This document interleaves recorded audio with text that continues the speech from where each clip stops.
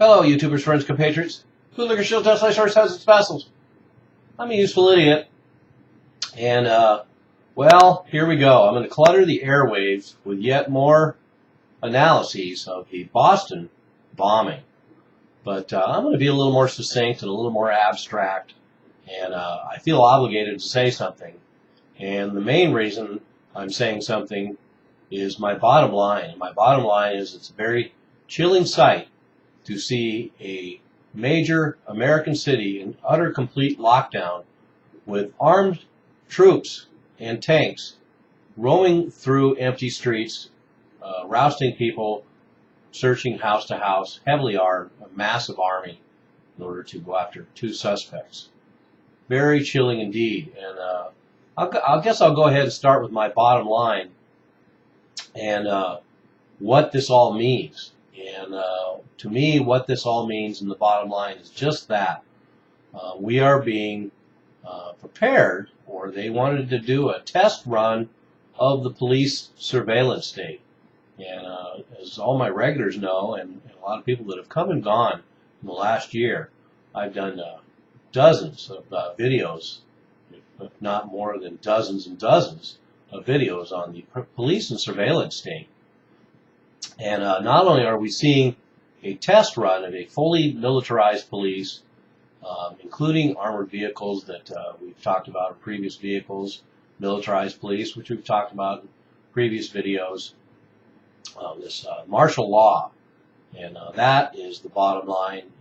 The seeing an American city so easily obedient and acquiescent and normalized to a complete lockdown and martial law in the United States.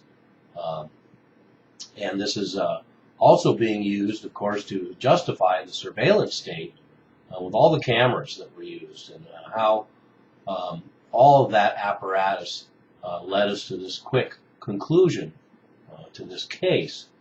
And I can see where some people would go along with that, suggesting that, well, these surveillance cameras really came through in a pinch in this case. But that's still an arguable point. In Boston, there's about 300 cameras that can be accessed for this, including private corporate cameras in the vicinity.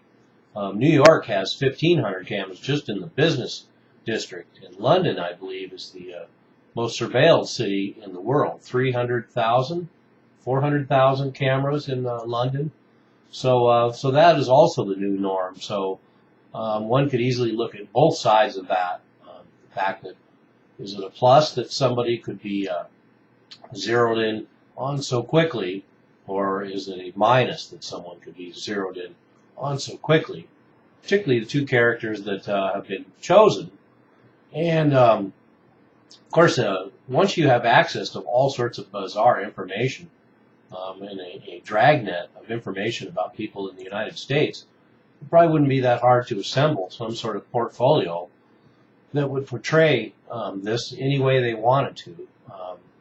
But that said, I don't really want to get into all the anomalies. I will say that it is unfortunate we've gotten to the point in this country where every event that happens is never as simple as it seems, and the unanswered questions mount quickly, and everybody is spending all their time poring over the details. In this case, of course, we have a private mercenary corporation craft whose agents were easily spotted, and the complete breakdown of the so-called anti-terrorist apparatus assembled, and even the simplest task, the drill that was going on at the same time, and a question I have to ask too, a true terror event, it seems like they would have gone for something a lot more lethal to go to all that effort, which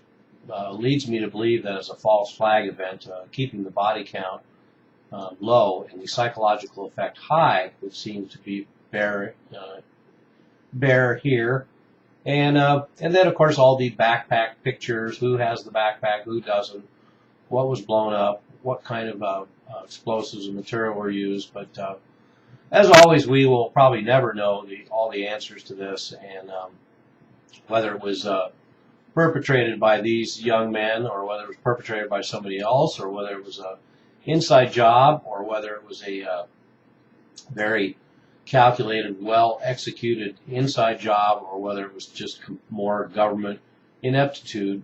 None of that really matters in the end. The results are the same. The politicians will use it for the same advantage.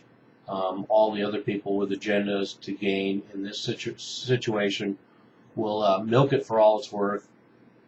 And we're seeing the direct results in the fact that the surveillance state is being justified, the militarization of the police is being justified, the nationwide watch on domestic terrorists is being justified, the war on terror is being renewed with a new focus on domestic problems, and now we see Americans getting used to martial law. Another step. Reminds me of the Kissinger phrase that if you put U.S. troops in the streets of the United States, people would be alarmed. So you have to create the right conditions where there's just enough chaos that American citizens demand U.S. troops in the streets. And we are there. I'm a useful idiot. Don't you be one too. Seriously.